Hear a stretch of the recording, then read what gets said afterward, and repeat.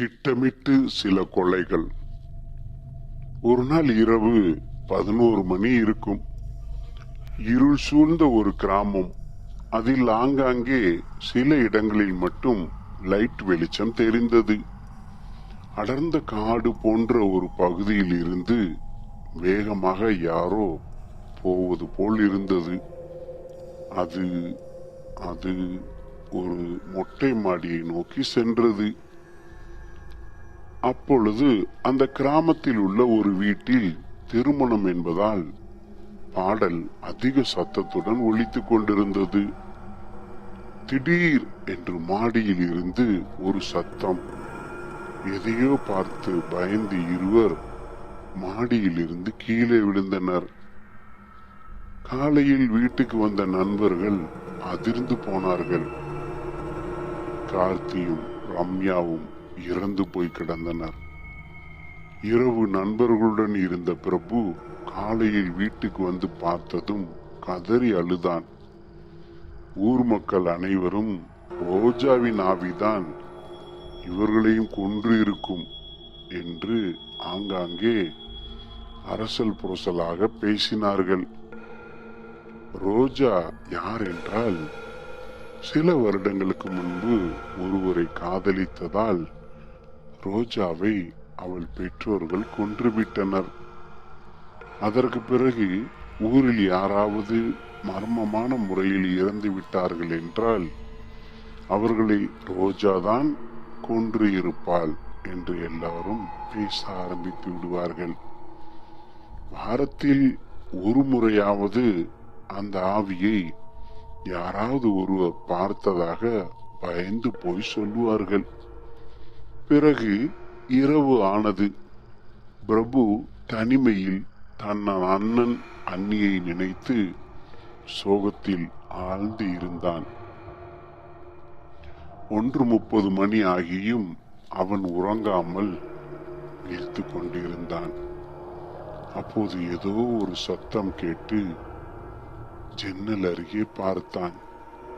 அங்கே ஏதோ ஒரு உருவத்தின் நிழலை மட்டும் பார்த்த பிரபு சற்று பயம் கலந்த நடுக்கத்துடன், யாரங்க, யாருன்னு சொல்லுங்க, கேட்டுக்கிட்டே இருக்கேன், பதில் சொல்லாம நின்னுட்டே இருந்தா என்ன அர்த்தம்?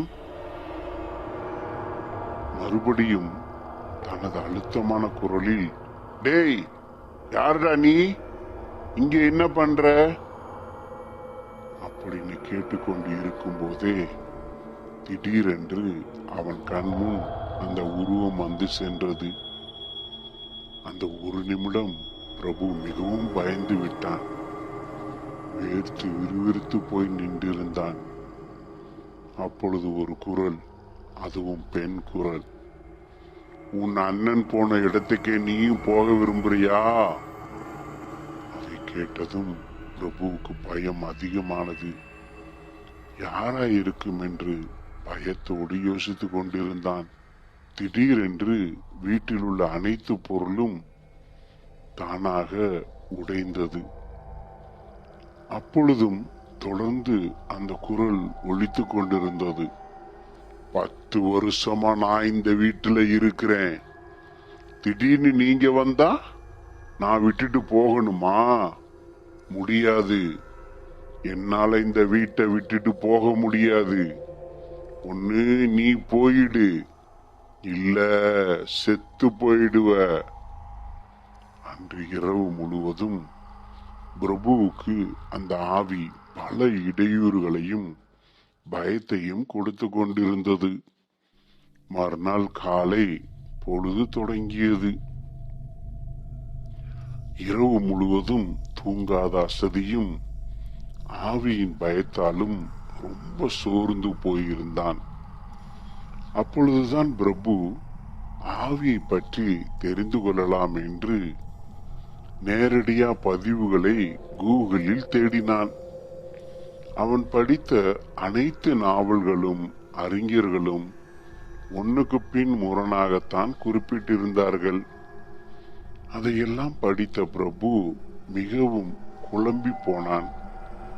இருக்கா இல்லையா, இருக்கா இல்லையா இருக்கா இல்லையா, இருக்கா இல்லையா என்று யோசித்து கடைசியில் இருக்காது என்ற முடிவுக்கு வந்தான். நடந்ததையெல்லாம் தெளிவாக யோசித்து அவனது அண்ணன் அண்ணி கடைசியாக மாடியில் நின்றிருந்த இடத்திற்கு சென்றான்.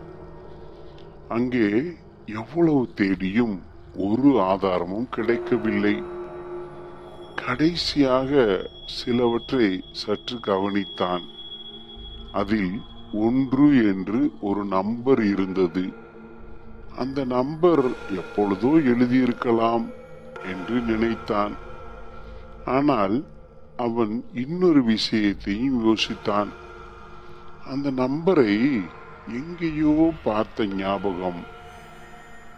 நன்றாக யோசித்தால் தான் தெரிந்தது, அந்த நம்பர் தன் அண்ணன் செத்து போய் கீழே கிடந்தப்ப அண்ணன் உடம்பில் இருந்து வந்த இரத்தத்தால் 1 என்று அந்த நம்பரை எழுதியிருந்தான்.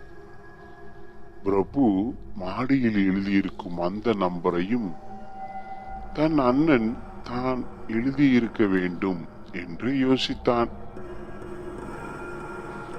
ஆழ்ந்த யோசனைக்கு பிறகு தன்னிடம் அண்ணன் அடிக்கடி சொல்லும் வார்த்தை ஒன்று பிரபுவிற்கு வந்தது. நமக்கெல்லாம் மாமா ரமேஷ் தான். முதல்ல மாமா பேச்ச மூறி நாம எதுவும் செய்யக்கூடாது. நம்ம குடும்பத்துக்கே மாமா தான் நம்பர் 1. அந்த நம்பர் 1 என்ற வார்த்தை பலமாக அவன் நினைவுக்கு வந்தது. அண்ணனை கொன்றது ரமேஷ் தான் என்று 90% உறுதி செய்து கொண்டான். மீதியுள்ள சந்தேகங்களை தீர்த்து கொள்ள ஒரு பிளான் செய்தான். இரவு 8 மணி இருக்கும். தன் நண்பர்களுக்கு போன் செய்து, மச்சான், யாருக்கும் தெரியாமல் சுவரேறி குதித்து என் வீட்டுக்குள் வாங்கடா என்று 3 நண்பர்களை வரவழைத்தான். தன் நண்பர்களிடம் நடந்த அனைத்தையும் விவரமாக கூறினான். இப்போ நாம என்னடா செய்யறது கேட்டான் முதல் நண்பன். அதான் மச்சான், அவங்கள வர வச்சேன். என்கிட்ட ஒரு நல்ல பிளான் இருக்குடா என்று பிரபு கூறினான். என்ன பிளான் மச்சி, சொல்றா, உனக்காக என்ன வேணாலும் செய்கிறோம் என்றான் இரண்டாவது நண்பன். பிரபு சொன்னான், சொல்றேன்டா, இன்னைக்கு நைட்டு அந்த ஆள் எப்படியும் என்னை மிரட்டுவதற்கு இங்க வருவான். அப்போ அவன் வெளியில இருக்கிற பிளக் போர்டுல மெயின் பட்டனை ஆஃப் செய்து விடுவான். அப்போ நீ அந்த இடத்திலேயே மறைந்து கொள். பின்பு அவன் உள்ள வந்ததும் நான் சொல்லும் போது ஆன் பண்ணு. நம்ம 4 பேரும் கான்பரன்ஸ் கால்ல இருப்போம். ஓகே மச்சான், இன்னைக்கு செத்தான் அவன் என்றான் மூன்றாவது நண்பன். அவர்கள் எதிர்பார்த்தது போல ரமேஷ் இரவு 12 மணிக்கு மேல் வந்தான். இப்பொழுது திடீரென்று பவர் ஆஃப் ஆனது. இவர்களும் வீட்டிற்குள் தனித்தனியாக மறைந்து கொண்டனர். பிறகு யாரும் அதிகம் பயன்படுத்தாத ஒரு வாசல் வழியே உள்ளே வந்தான் ரமேஷ். இப்பொழுதுதான் இவர்களுக்கே தெரிந்தது, இந்த வழியாகத்தான் இவன் இரவில் உள்ளே வருகிறானா என்று. பின் நேற்றை போல பிரபுவை மிரட்டினான். நான் அவ்வளவு சொல்லியும் நீ இன்னும் இந்த வீட்டில் இருக்கிறாயா? உனக்கு எவ்வளவு திமிர் இருக்கணும்? இன்னைக்கு செத்தடா நீ என்று பலமாக ஒரு குரல் ஒலித்தது. பிரபு சொன்னான், எனக்கு பயமா இருக்கு, நீ யாருன்னு சொல்லு. இந்த வீட்டை உன்னிடமே கொடுத்துட்டு நான் போயிடுறேன். அந்த குரல் சொன்னது, நான் யாரு அப்படின்னு உனக்கு ஊர்ல சொல்லி இருப்பாங்களே, ஏன் உனக்கு தெரியாதா